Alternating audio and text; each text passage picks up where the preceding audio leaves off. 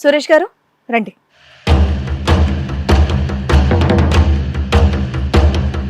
సురేష్ గారు అండ్ అలాగే వాళ్ళ ఫాదర్ అన్నమాట. సార్ నమస్తే, మీ పేరు? కృష్ణ. కృష్ణ గారు. ఓకే. సురేష్ గారు చెప్పండి, ఎక్కడి నుంచి వస్తున్నారు? మేడం ఇక్కడ నేను మోతీనగర్ హైదరాబాద్లో ఉంటాను. మోతీనగర్ నుంచి వస్తున్నారు, ఇక్కడే హైదరాబాద్. ఓకే, ఏం చేస్తూ ఉంటారు? ఇన్సూరెన్స్ కంపెనీలో హైయర్ డెసిగ్నేషన్లో వర్క్ చేస్తున్నాను మేడం. ఓకే. ప్రాబ్లం ఏంటంటే సేమ్ ఆఫీస్లో ఒక అమ్మాయిని లవ్ చేయాల్సి వచ్చింది మేడం. ఓకే, ఎంతకాలం నుంచి? అంటే 2.5 years నుంచి. 2.5 years గా మీది? ఓకే. Same office madam. నాకన్నా కొంచెం లో గ్రేడ్ డిజిగ్నేషన్లో పనిచేస్తాను. ఓకే, ఎవరో ఒక అమ్మాయి చక్కగా మీకు నచ్చింది, మీరు 2 ఏళ్లుగా అమ్మాయిని ప్రేమిస్తున్నారు. అవును మేడం, కొంచెం ఆ మనస్తత్వాలు కలిసి ఓకే ఒకటవుదాం అని చెప్పేసి అనుకున్నాం మేడం. అలా మూవ్ అవుతున్నాం. ఆఫ్టర్ 2 years తర్వాత, అంటే ఈ రిలేషన్షిప్ అనేది 2 years నుంచి జరుగుతుంది మేడం. ఓకే. నాకు మా గర్ల్ ఫ్రెండ్కి కామన్ ఫ్రెండ్ ఒకళ్ళు ఉన్నారు మేడం. ఈ మా గర్ల్ ఫ్రెండ్ తనకి కామన్ ఫ్రెండ్కి కాల్ చేసి వేరే వాళ్ళకి కాన్ఫరెన్స్ కలిపి వాళ్ళతో మాట్లాడించడం. సరే, నీ గర్ల్ ఫ్రెండ్ మీ కామన్ ఫ్రెండ్ కాల్ చేసి వేరే వాళ్ళకి కాన్ఫరెన్స్ పెట్టమంటుంది, అంతే కదా? అంటే ఇలాంటి డౌట్ వచ్చి తను నాకు ఇన్ఫార్మ్ చేయడం జరిగింది మేడం. ఓకే, అదేంటంటే నా ఫోన్ నుంచి మీ వేరే వాళ్ళకి కాన్ఫరెన్స్ కలపమంటుంది, ఈ అమ్మాయి ఏదో కొంచెం తేడాగా ఉందని నీకు చెప్పాడా? అవును. సరే, ఇదంతా జరుగుతున్నప్పుడు నేనేం చేశానంటే ఫ్యామిలీస్తో మాట్లాడి ఒకటేంటంటే కాన్ఫరెన్స్ కలపమంది మాట్లాడిస్తున్నారు, అమ్మాయి కలుపుతున్నారా అబ్బాయి కలుపుతున్నారా? ఈ అబ్బాయి కాన్ఫరెన్స్ లో ఉంటాడు కదా, ఇట్ డైల్ చేస్తే ఎవరిది అనేది మనకి ట్రూ కాలర్ లో నన్ను వస్తుంది కదా, సేవ్ లేకపోతే. అదేమన్నా చెప్పారా? అదేం చెప్పలేదు. మరి ఏమని చెప్పాడు మీ ఫ్రెండ్ మీకు? వేరే వాళ్ళతో మాట్లాడుతుందంటే అమ్మాయి అబ్బాయి అని మీరేం అడగలేదా? అంటే అబ్బాయి అనే చెప్పింది మేడం. ఓకే. అందుకని డౌట్ వచ్చి ఓహో, మీ కామన్ ఫ్రెండ్ అమ్మాయి. ఇంకా నేనేం చేశానంటే మేడం, ఇంకా ఇంట్లో చెప్పడం జరిగింది. చెప్పిన తర్వాత వాళ్ళు యాక్సెప్ట్ చేశారు మేడం. యాక్సెప్ట్ చేశారు. ఓకే, కొంత టైం తీసుకున్న తర్వాత అంటే మేము ఒకరినొకరు బాగా అర్థం చేసుకోవడానికి కొంచెం ఏం చేసామంటే, ఇంట్లో వాళ్ళకి చెప్తే కొంచెం అంటే బయట ఉంటామంటే అంటే కొంచెం సపరేట్ అయ్యి సహజీవనం చేస్తాం బయటకి వెళ్ళి. పెళ్లికి ముందు ఈ ప్రపోజల్ ఓకే అయింది మేడం. దాన్ని అదే అంటారు, మేడం చెప్పిన దాన్ని అంటారు. షికార్లకి వెళ్ళడానికి పర్మిషన్ ఇచ్చారా? ఎక్కడ పడితే అక్కడికి, లేదా వేరే ఇంట్లో ఒక రూమ్ తీసుకొని హ్యాపీగా ఉండండి, అండర్స్టాండ్ చేసుకోండి అన్న, ఆ తర్వాత పెళ్లి దాన్నే చేసుకోమన్నారా? సహజీవనం అంటారు, లివింగ్ టుగెదర్ అంటారు. జనరేషన్ ఇలా మారిపోయిందా? అదే చెప్పట్లేదు, ఇంకేమైనా చెప్తారేమో నేను వెయిట్ చేస్తున్నాను, దానికి ఇంకా క్లారిటీ ఇస్తారేమో అని వెయిట్ చేస్తున్నాను. అంతేగా, క్లారిటీ ఇస్తారు కదా తర్వాత. మైండ్ లో నాకు కొడతా ఉంటది ఇలాగా. ఇస్తారు కదా, మీరు చెప్తారని వెయిట్ చేస్తున్నా. మీరు ఇక్కడ వరకు అన్ని చెప్పి మీ ప్రాబ్లం క్లియర్ చేసుకోవడానికి వచ్చారు కదా, కాబట్టి ఏం ఆలోచించకుండా, మీ ఫేస్ కూడా ఎక్కడ రివీల్ అవ్వదు, ఓకేనా, కనిపించదు. కాబట్టి ఏం చెప్పాలనుకుంటున్నారో క్లియర్ గా చెప్పండి, ఆలోచించకండి అంతసేపు. నాకు ఇక్కడ టెన్షన్ వచ్చేస్తుంది ఏంటో అని చెప్పండి. అయితే వాళ్ళు పెద్దవాళ్ళ అనుమతితో మేడం, మేమిద్దరం పెళ్లికి ముందే వాళ్ళ అనుమతితోటి విడిగా ఉండడానికి ప్లాన్ చేసుకున్నాం మేడం. ఉండటానికేనా? ఇంకేం అనుమతులు తీసుకోలేదా? ఒకటిగా ఉండడానికి ప్లాన్ చేసుకున్నాం మేడం. సరే, అట్లా ఉంటున్నాం. ఒకరోజు తను కూడా ఈ సిచ్యువేషన్లో, ఈ ఇన్సిడెంట్ ఎప్పుడైతే జరిగిందో అప్పటి నుంచి తన జాబ్ మానేయటం జరిగింది మేడం. అడిగారా మీరు ఇలాగా కాన్ఫరెన్స్ పెట్టి వేరే వాళ్ళతో మాట్లాడుతున్నావు అంటాను, అడిగారా అమ్మాయిని? అడిగితే దానికి ఏం రీజన్ ఏం చెప్పలేదు. ఎవరో కామన్ ఫ్రెండ్ అంది మేడం. ఓకే, మీరు వదిలేసారు, లైట్ తీసుకున్నారు అంతే. ఫ్రెండ్ అన్నది నేను.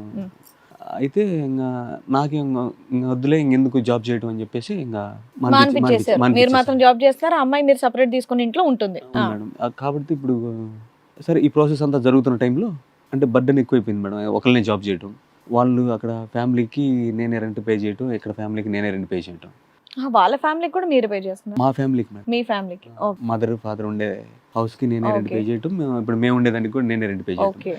బాగా బర్డెన్ అయిపోయింది మేడం. బర్డెన్ అయిపోతే ఇప్పుడు అంతమంది జాబ్ చేసేవాళ్ళు కొంచెం సర్వైవ్ అయ్యారు కదా మేడం. ఇప్పుడున్న టైంలో ఒక్కనే జాబ్ చేయటం, తను జాబ్లెస్ అవటం, అది డిపెండెంట్ అయింది కదా మేడం. అవును, దానికి ఫ్రీ టైం బాగా దొరికింది మేడం. ఈ లోపల అప్పుడు ఫ్రెండ్ అని చెప్పాను కదా మేడం, కామన్ ఫ్రెండ్ అని చెప్పింది. ఇంతకుముందు ఇన్సిడెంట్ జరిగిన దాంట్లో ఫ్రెండ్ అని చెప్పాను కదా. ఎట్లా అంటే ఒకరోజు నిద్రపోతున్నాను అనుకున్నారు, నైట్ టైము నిద్రపోతున్నాను అనుకుని వాళ్ళతో సడన్గా ఆ సైడ్ నుంచి కాల్ వచ్చింది మేడం. కాల్ వస్తే రేపు సమ్ ప్లేస్లో ఈ టైంకి మీట్ అవుదాం అని చెప్పేసి వాళ్ళు ప్లాన్ చేసుకున్నారు. ఏమేమనుకుంది, నేను స్లీప్లో ఉన్నానేమో అనుకుంది మేడం. సరే, ఇదంతా జరిగిపోయింది కదా. ఆ ఇన్ఫర్మేషన్ నేను ఎప్పుడైతే విన్నానో ఇంకా నేను నెక్స్ట్ డే వీళ్ళని ఫాలో అవుతా వెళ్ళారు. మీరు స్పీకర్లో పెట్టారా ఫోన్? స్పీకర్లో పెట్టి మాట్లాడింది ఆవిడ మేడం? ఆవిడ స్పీకర్లో పెట్టి ఏమైనా మాట్లాడిందా? లేదు మేడం, ఆ సౌండ్, ఆ వాయిస్ అంతా మెల్లిగా నైట్ టైం కాబట్టి పక్కనే ఉన్నారు కాబట్టి మీకు వినిపించింది. సైలెంట్ గా ఉంటుంది కాబట్టి ఆ వాయిస్ వినపడుతుంది. అబ్బాయా అమ్మాయి?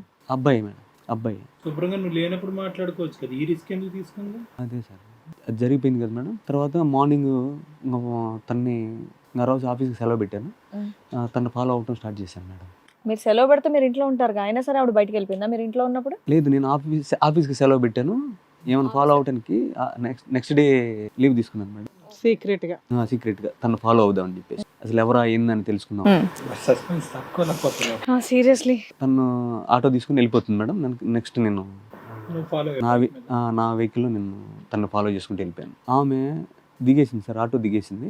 దిగేసిన తర్వాత ఒక ఓయో హోటల్ దగ్గర ఇంకేమన్నా చెప్తారంటే నాకు నిజంగా ఇదిగా అనుకోని ఫాస్ట్ చెప్పండి.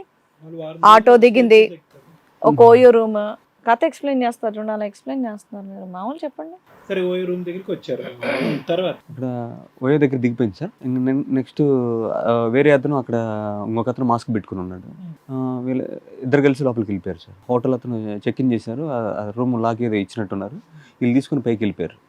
నెక్స్ట్ నేను వెళ్ళిన తర్వాత నేను వెళ్ళి ఆ రిసెప్షనిస్ట్లో ఇప్పుడు పైకి వెళ్ళింది ఎవరో కాదు నా ఫియాన్సీ అని చెప్పేసి, వాళ్ళు ఏ రూమ్లో ఉన్నారు ఏందని చెప్పేసి గట్టిగా అడిగి వాళ్ళు ఏ రూమ్లో ఉన్నారో అక్కడికి డూప్లికేట్ కీ తీసుకున్నావా? రెండో కీ ఉంటే అది ఇచ్చారు. అది ఇచ్చి పైకి వెళ్ళారు.